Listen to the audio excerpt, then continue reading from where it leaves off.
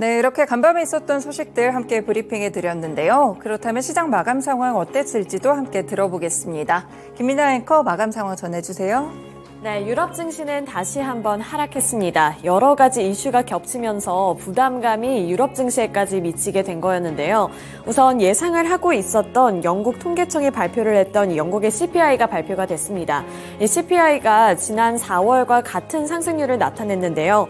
8.7% 오른 것으로 집계가 됐는데 4월과 동일한 상승률이지만 예상치 자체는 8.4%로 둔화할 것으로 예상을 했지만 그에 비해서는 여전히 높은 수준이었기 때문에 시장에는 부담감으로 작용이 됐습니다. 그리고 현재 시간 기준으로 22일에는 이제 영란은행에서 금리 인상과 관련되어 있는 발표를 할 텐데요. 여기서 빅스텝을 단행할 것이라는 전망이 나오면서 이러한 부분들까지도 시장에는 부담으로 작용이 됐고요. 마지막으로 파월 연준 의장이 금리를 또 한 번 인상할 수 있다는 발언을 확인하게 되면서 시장이 급격하게 하락하는 모습이 나타났습니다.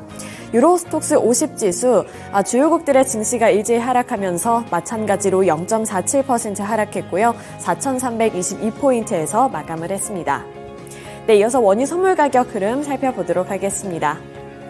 원유 선물 가격 살펴보시면 1%대 강세를 기록을 했고요. 1.66% 상승한 72.37달러에 거래를 마쳤습니다. 지난 7일 이후에 가장 높은 수준이라고 볼 수가 있는데요. 보시면 장 막판 부근에서 이렇게 급격하게 상승하는 흐름이 나타났습니다. 파월 연준 의장의 매파적인 발언을 확인하면서 이 국제 유가는 이렇게 상승하는 모습을 나타냈다고 볼 수가 있고요. 미국 달러와 약세와 국제 곡물 가격 급등 속에서 함께 상승을 한 요인도 있었습니다. 네, 이렇게 원유 선물 가격 흐름과 또 유럽 증시 마감 상황 전달해 드렸고요. 이어서 미국 증시 마감 상황 자세한 내용은 SH인베스트먼트 김선영 연구원 통해서 들어보겠습니다. 네, 연구원님 안녕하세요. 네, 안녕하십니까. 네, 미국 증시 파월 연준 의장의 매파적인 발언을 확인을 해볼 수 있었을 것 같은데요. 자세한 내용도 함께 설명해 주시죠. 예, 그렇습니다. 향후 연준의 금리 정책에 대한 불확실성이 커지면서 투자 심리에 부담을 가하며 오늘 뉴욕 증시는 다우지수가 0.3%, S&P 500이 0.5%, 나스닥이 1.2%, 소형주 중심의 러셀 2000 지수가 0.2% 각각 하락하며 거래를 마쳤습니다. 제롬 파월 연준 의장은 하원 금융서비스위원회 단기 통화정책위원회 참여에 향후 추가 긴축 가능성을 재확인한 점이 시장에 부담을 가했는데요. 하지만 증권사 BofA가 S&P 500 지수가 기술 분석상 4,580까지 상승할 가능성이 있다는 전망을 내놓은 점이 오늘 시장의 추가 하락을 저지했다는 분석입니다. BofA의 수석 주식 기술 전략가 스티븐 서트마이어는 S&P 500 차트가 최근 이른바 컵 앤 핸들을 형성했다면서 S&P 500의 선행 하락선의 새로운 사상 최고치와 52주 최고치에서 52주 최저치를 뺀 10일 이동평균의 강세 돌파가 시장 상승의 움직임을 강화한다며 이에 따라 이전의 저항선이었던 4,160에서 4,200 구간이 이제는 지지선으로 바뀌었다고 설명을 하면서 또한 기관 투자자들의 순매수 포지션이 증가한 것은 2018년 초, 2020년 초, 그리고 2021년 중반에 마지막으로 나타난 수준에 도달할 가능성이 있는 강세 확인을 시사한다면서 S&P 500 지수가 4,580선까지 상승할 수 있다고 전망하고 있습니다. 오늘 업종별로는 국제유가 반등에 힘입어 에너지와 기초소재, 그리고 유틸리티, 제조업 등이 상승했던 반면 임의소비재, 헬스케어, 부동산 업종이 약세를 보였으며 오늘 벤치마크인 10년 만기 국채금리는 전일 대비 하락한 3.723%, 그리고 달러 인덱스는 0.4%의 약세를 보였습니다. 오늘 특징 종목들을 보면 앞서 들으신 대로 미국 공정거래위원회 FTC로부터 프라임 멤버십 관련 불법 행위로 소송을 당했다는 뉴스로 아마존의 주가가 0.7% 하락했던 반면 증권사 골드만삭스가 매수 추천을 한 데 따라 브라질 기반의 정유업체 페트로브라스는 5% 가까운 급등세로 거래를 마쳤습니다. 말씀드린 대로 미국의 인플레이션이 여전히 목표에 비해 상당히 높은 수준이라면서 인플레이션과의 싸움이 아직 갈 길이 멀다면서 하원 금융서비스위원회에 출석한 제롬 파웰 연준 의장이 추가 금리 인상을 예고했다는 소식이 오늘 시장의 부담으로 반영됐습니다. 파월 의장은 하원 증언을 통해 지난 14일 FOMC의 금리 동결 결정은 앞으로 상황을 보면서 금리 인상 여부를 지켜보는 일단 멈춤이 아니라 계속되는 금리 인상 속에 한번 쉬어가는 것에 불과했다는 점을 시사하면서 인플레이션이 진정되고는 있지만 여전히 연준의 2% 목표보다는 상당히 높은 수준을 유지하고 있으며 인플레이션을 2%대로 끌어내는 과정은 아직 갈 길이 멀다고 강조했는데요. 그는 노동시장에 대해서는 타이트한 수급이 완화되고 있다는 조짐이 있지만 아직도 일하려는 노동자보다는 기업들이 뽑으려는 직원 수가 훨씬 더 많다면서 금리에 민감한 부분에서는 통화 긴축이 수요를 압박하는 효과를 내고 있지만 다른 부분, 특히 인플레이션을 압박하려면 시간이 더 걸릴 것으로 판단하고 있다고 설명했습니다. 중국 정부가 신에너지 자동차, 즉 전기 자동차 등의 구매세 면제 기간을 오는 2027년까지 단계적으로 연장하겠다고 밝혔습니다. 중국 재정부와 세무총국, 공업정보화부가 공동 발표한 신에너지차 구매세 관련 감면 정책에 관한 공고에 따르면 오는 2025년 말까지 신에너지차 구매세를 100% 감면해주고 2026년부터 27년까지는 구매세의 50%를 감면할 방침이며 세금 혜택이 주어지는 신에너지 자동차에는 전기차를 비롯해 하이브리드, 수소차 등이 포함되는 것으로 알려지고 있습니다. 하지만 전액 감면액은 최대 3만 위안, 그리고 50% 감면액은 최대 15,000위안을 넘지 못하는데요. 중국 정부는 신에너지 자동차 산업의 육성을 위해 지난 2017년부터 구매세를 면제해왔으며 이는 당초 2020년 말 종료될 예정이었지만 코로나19 팬데믹을 거치면서 경기 활성화 등을 위해 이번까지 총 4차례에 걸쳐 연장이 결정된 것으로 중국의 신에너지 차량 판매량은 지난해 688만 7천 대로 전년 동기 대비 93%가 급증한 것으로 이것은 전 세계 신에너지차 판매량의 약 61.2%에 달하는 수준입니다. 부진한 분기 매출과 다음 분기 전망 하향으로 테네시주 멤피스에 본사를 두고 있는 대형 물류업체 페덱스의 주가가 오늘 2.5% 하락해 $225 84센트의 거래를 마쳤습니다. 통상 소비자 지출을 가장 잘 반영하는 것으로 알려진 물류업체들의 실적은 시장에 큰 영향을 줄 수 있는데요.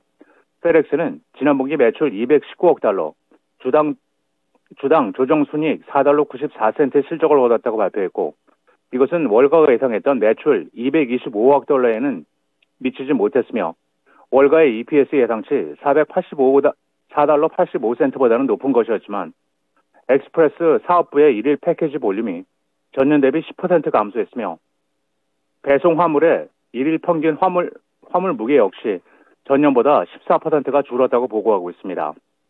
또한 다음 회계연도에는 주당 $16 50센트에서 $18 50센트 사이의 이익을 올릴 것으로 예상해 월가가 예상했던 약 $18 30센트보다 다소 낮은 것이라고 전망이 되고 있는 가운데 회사 측은 매출은 성장하겠지만 비즈니스 상황이 여전히 불확실하다고 설명하고 있습니다.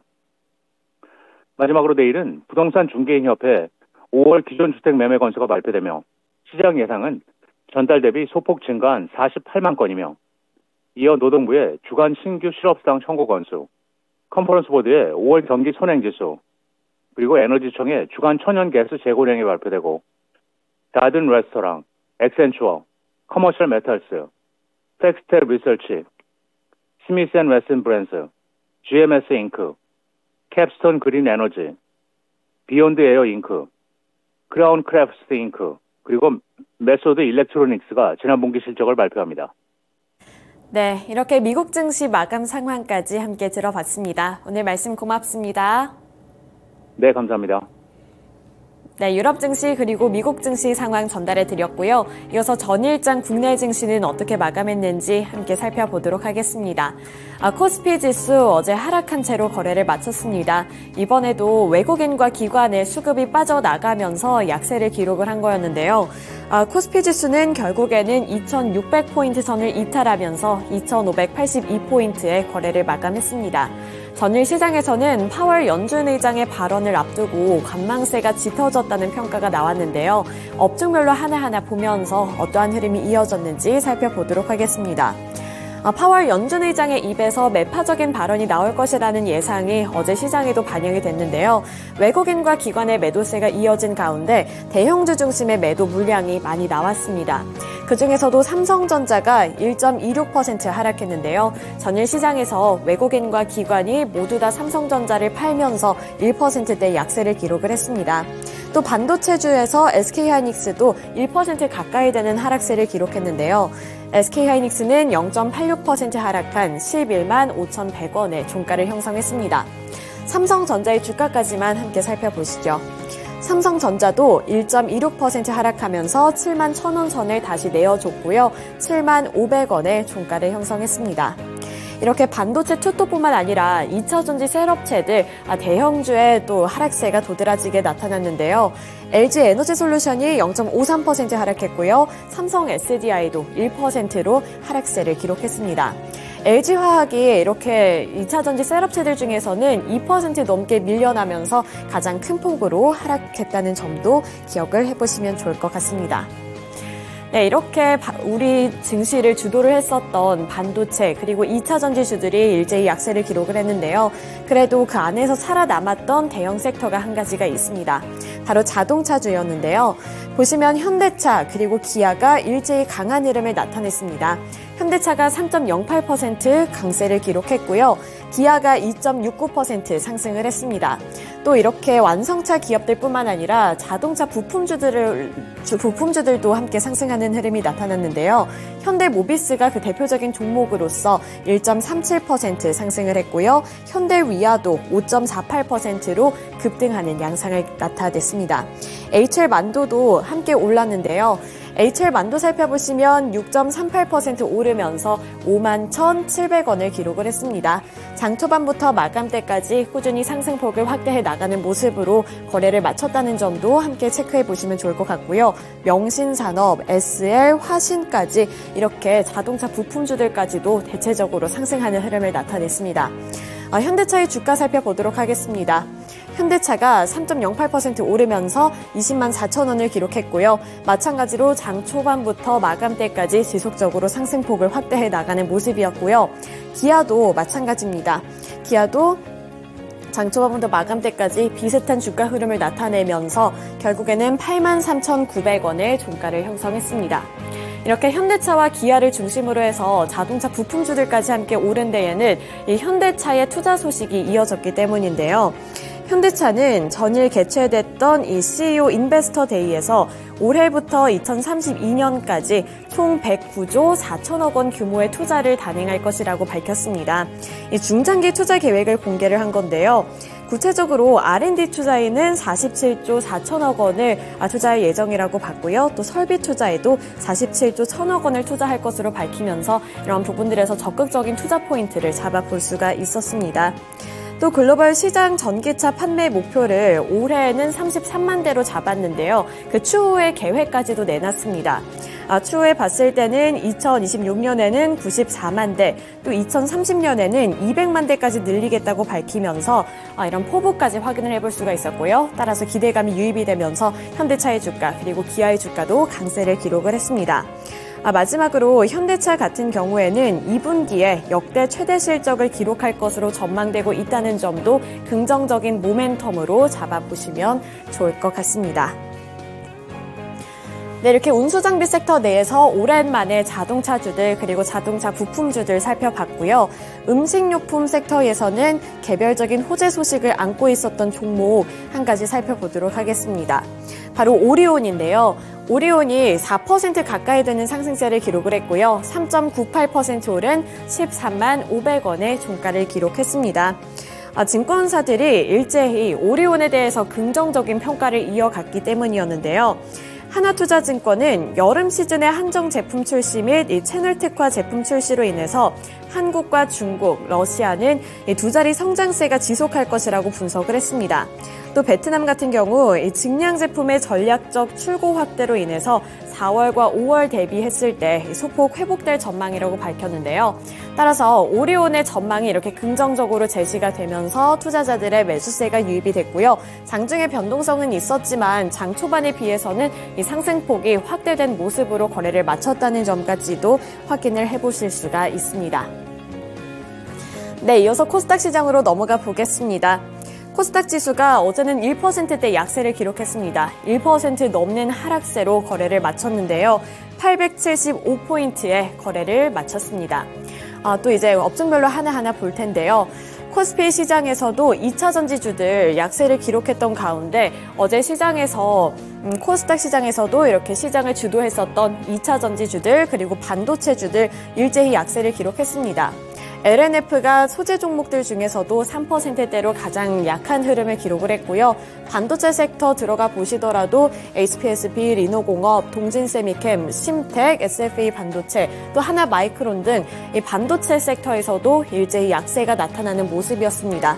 코스피 시장에서의 이 흐름을 함께 따라가는 모습이 나타났다고 볼 수가 있고요. 2차 전지주 같은 경우에는 이 중국발 리스크도 함께 나타나고 있다는 점도 기억을 해보시면 좋을 것 같습니다. 경쟁이 치열해지고 있고 고평가되어 있다. 이런 논란이 계속해서 나오고 있으니까요. 의견도 확인을 해보실 필요가 있어 보입니다.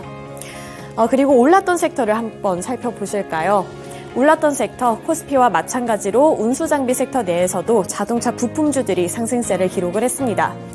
보시면 성화하이텍 6.15%, 모트렉스 1.43% 상승을 했고요. 아진산업도 5%대 강세를 기록을 했습니다. 대체적으로 이렇게 자동차 부품주들이 오른 데에는 앞서서 설명을 해드렸던 이 현대차의 호재에 민감하게 반응을 하면서 전체적으로 이렇게 부품주들 쪽으로 매수세가 확산이 됐다고 분석을 해볼 수가 있습니다. 네, 이제 코스닥 시장에서 도드라졌던 이슈에 따라 움직였던 섹터 한 가지 더 살펴보도록 하겠습니다. 바로 교육 관련주였는데요. 교육 관련주 주가 살펴보시면 굉장히 강한 흐름을 나타냈습니다. 능률의 주가가 29.92%로 상한가를 기록을 했고요. 뿐만 아니라 메가스터디도 1.25% 강세를 기록했습니다. 상한가를 기록을 했던 이 능률부터 함께 살펴보시죠. 장 초반에 입지를 나타냈다가 이제 곧바로 상한가로 직행하는 모습이 나타났고요. 종가 확인해 보시면 5,840원이라는 점도 확인을 해보실 수가 있습니다. 정부에서 수능 킬러 문항을 배제하는 방침을 발표하면서 이렇게 교육주들이 강세를 나타냈고요. 능률을 바탕으로 해서 이렇게 강한 상승세가 나타났다는 점도 확인을 해보시면 좋을 것 같습니다.